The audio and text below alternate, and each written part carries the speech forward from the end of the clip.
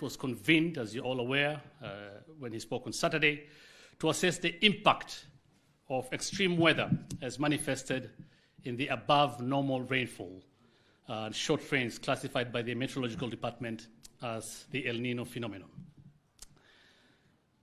It has resulted from the El-Nino. Of course, what has happened is that we have seen widespread flooding that has regrettably led to the loss of lives, displacement of families, disease outbreaks, destruction of infrastructure and property, as well as prolonged power outages across Kenya and many parts of the Eastern Africa region.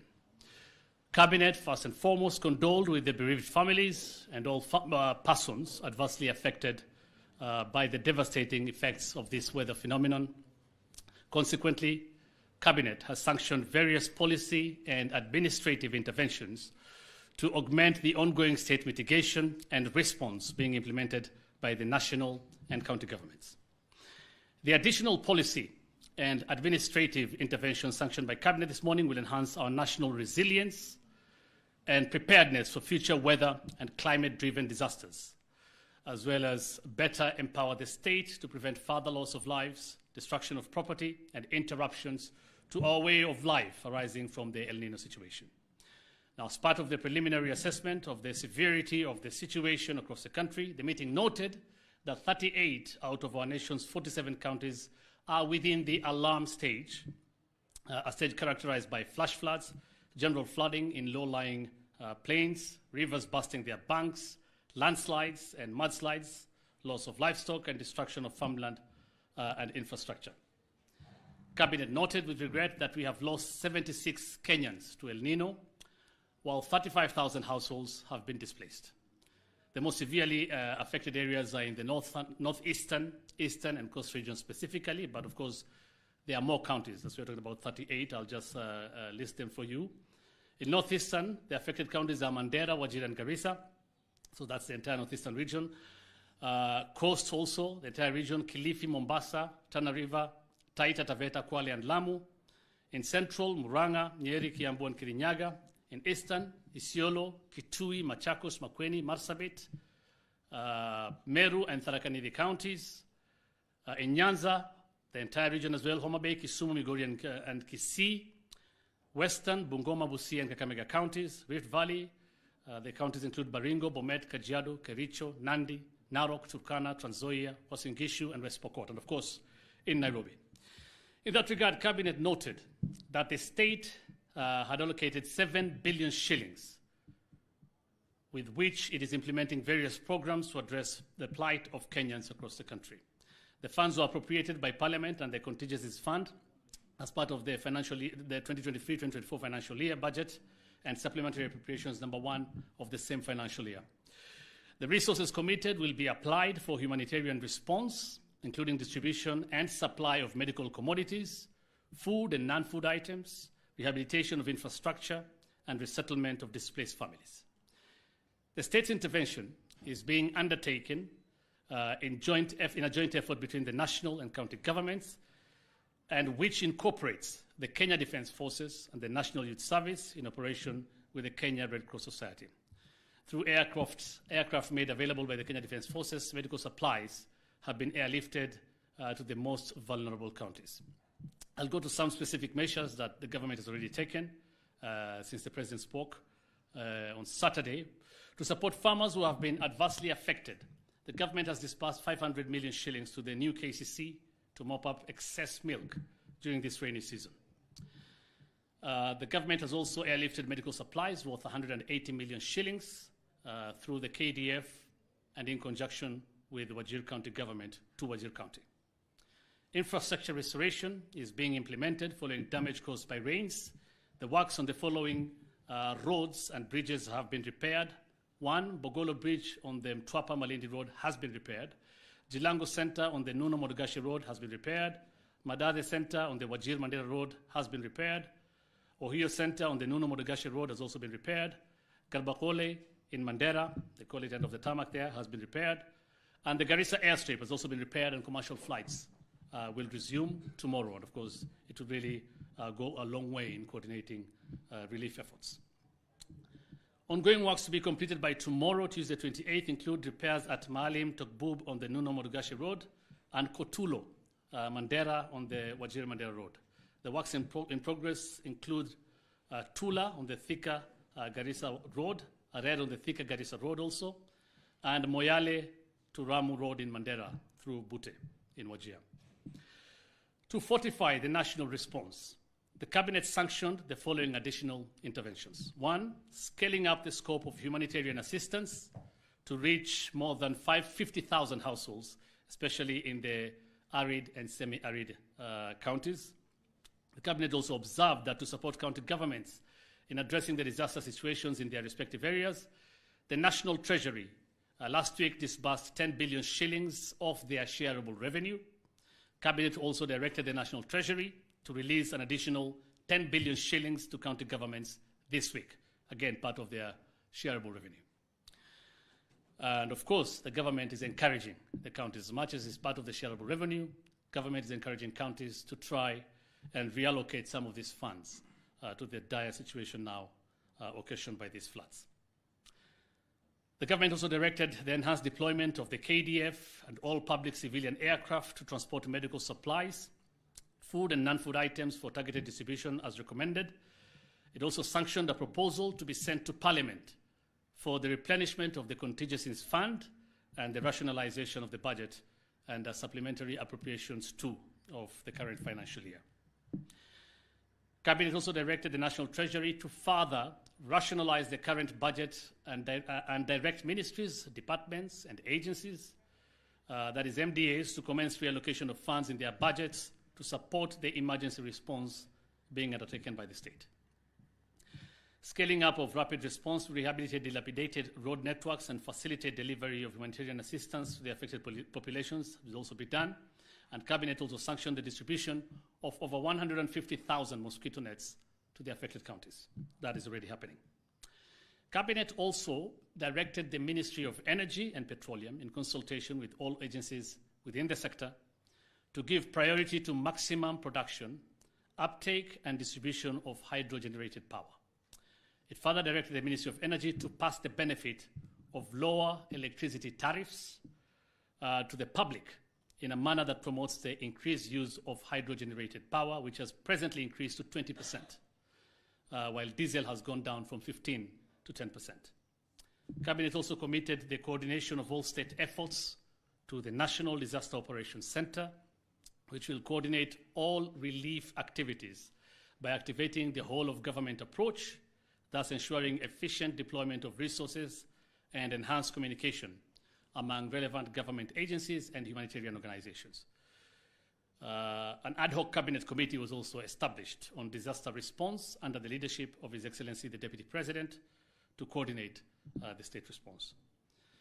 Through the National Disaster Operations Center, the government will continue to provide regular updates on the progress of our relief efforts, and the center shall work closely with the media in disseminating accurate and timely information to the public. The emergency session of Cabinet today, or the special session of Cabinet, concluded by reassuring all Kenyans that the government is doing everything within its power to return the situation to normalcy within the earliest time possible. Cabinet also urged all Kenyans to prioritize safety during their travel in this period, as well as at their homes and workplaces. All Kenyans should exercise patience and caution while traveling, wait for storm waters to subside before attempting to cross roads, report any instances of flooding or landslides to the authorities, and strictly follow all guidelines issued by government. Thank you very much. I'll take a few questions. I will kindly request you to restrict them as much as possible to the cabinet resolutions. Yes.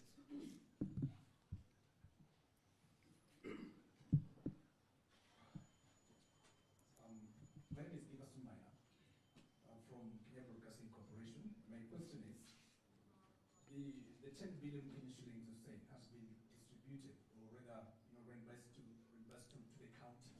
Shareable revenue, yes. Shareable revenue. Is it the normal shareable revenue, or does it consist of the fund you're talking about that will cater for the emergency as a result of the El-Nino? Okay. The 10 billion shillings, 10 billion, so it's 20 billion in total. 10 billion was released last week. Another 10 billion Treasury has been directed to release today, by the end of this week, hopefully by Thursday.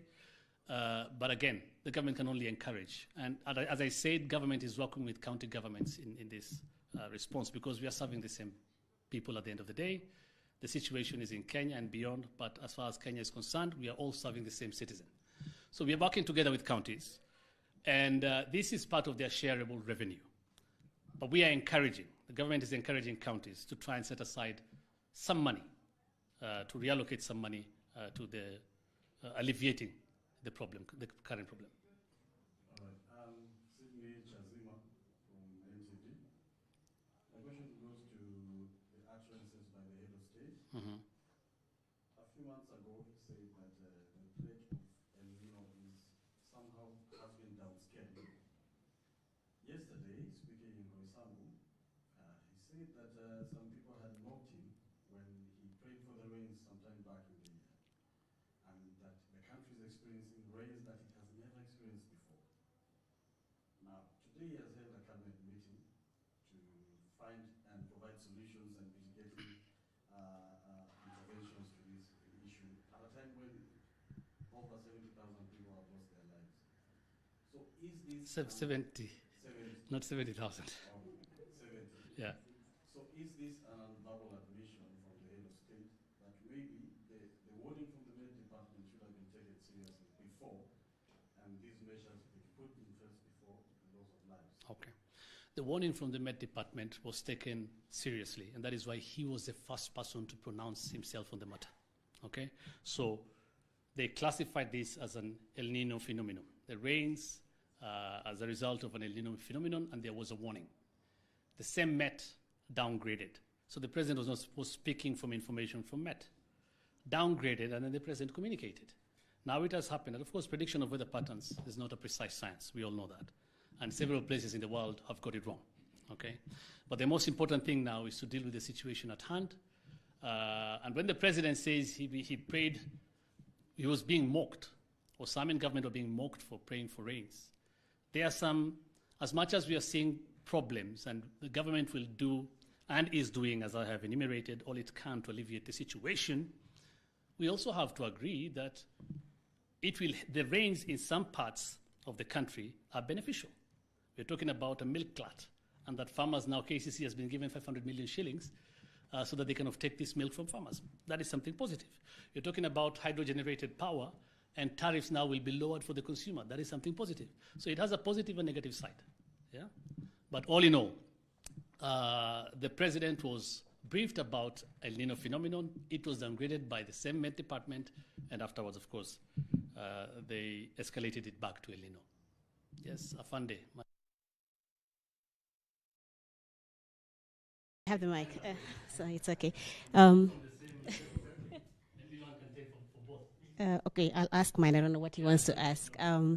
Yeah, I just need a bit of clarity, Hussein. At the beginning of this statement, you talked about some 7 billion shillings.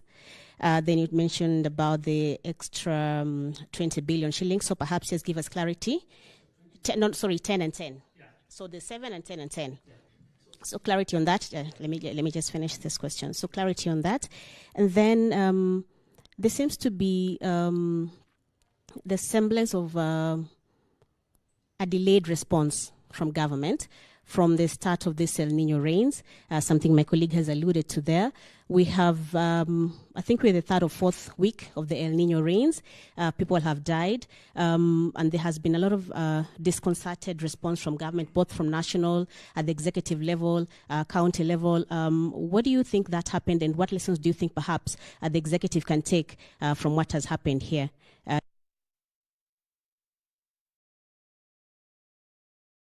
Calculations as a media house, we actually have a number higher than that because we have been keeping tabs since the reports of the deaths have been coming in. We're telling us it's 76, but our numbers are reaching close to 90. Perhaps you can also respond to that. Okay. So those are three questions.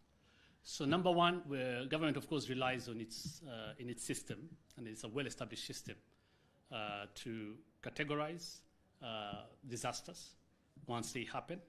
And that is why I said we are at an alarm stage and not in all counties. So the response has been okay. And that is why the cabinet, that is why the president spoke on Saturday after seeing an escalation of the rainfall, of course, and floods, and the devastation in some of these counties. And that is why a special cabinet meeting was held and these measures have been put. And there's a response going on the ground. Again, government has its own established protocols, and information is relayed about the people who lost their lives or people who are affected. And again, we condole with all the bereaved families because of what has happened. But those are the figures we are getting as government from our own people or from our own government officers on the ground. The third question was? Yeah, the amounts. No, there's no discrepancy there. 7 billion is contingency fund, okay, that is supposed to cater for this. So government has, and cabinet today, as I said, has talked about those funds and how they will be used to coordinate relief efforts. And of course, it's asking Parliament again to replenish that amount. 10 billion last week, 10 billion this week. It has to do with shareable revenue to counties. It's not about the contingency funds. I hope that answers it, Brenda. Yeah?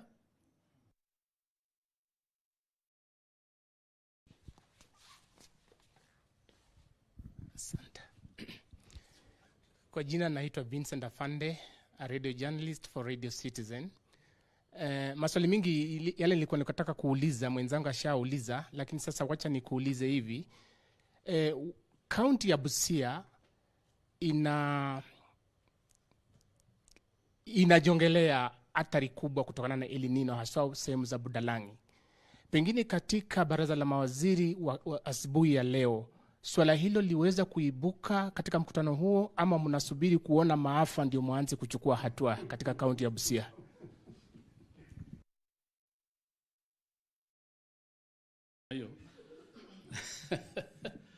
Afande, I think tumeongea kuhusu counties ambazo zimeathirika na tumezitaja, na nimesema among hizi counties 38, Busia ni mojawapo. Okay? Na pia niliongelea kuhusu counties ambazo zimeathirika zaidi. So Busia iko kwenye orodha na pia inashughulikiwa kama counties zingine zote. Afande. Yeah? Okay? I wanted a bit of clarification from the 7 billion shillings. Is it in addition to the 2.4 billion shillings released last week? And is it going to be shared to counties, or it's national government dealing with it? It's actually provided for in the Constitution as well. It has nothing to do with counties. It's part of the contingency fund.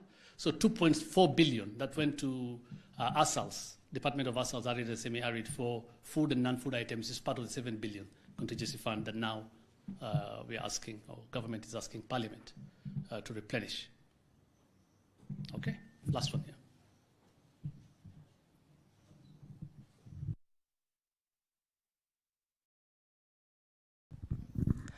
My name is Kevin Cheriot from Daily Nation. Going by your statement, you've said that 38 counties have been affected. And don't you think that the government has taken long? Maybe it should declare the ongoing El-Nino as a state of emergency. The discussions in cabinet, and of course, the decision to call something or declare a national disaster is based on data on the ground. The data that has been assessed on the ground, as I said, only puts this so far at an alarming stage. And as I said, there's a National Disaster Operations Center that is up and running. It will be based in Nyaya House under the Ministry of Interior. They are assessing by the minute data from the ground and whether there is need to escalate this beyond where it is right now. Yeah? So we have a situation, it's alarming. After the alarm stage, if things get out of hand, if things get worse, then, of course, the government will decide then whether, based on the data on the ground, it's time to call it a disaster. But for now, it is not. Okay, thank you very much. Nashukuru sana.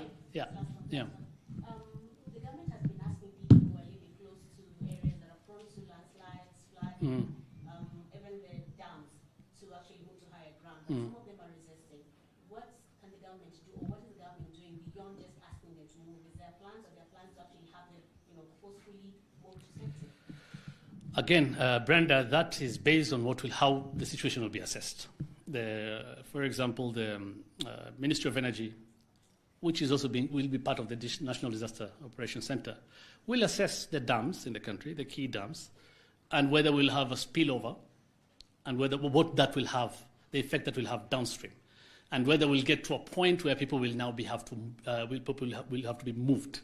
But for now, it is caution, and the government has, as I said in the statement, is urging the members of the public to cooperate and listen to the advice they are given, so that we avoid any further devastation.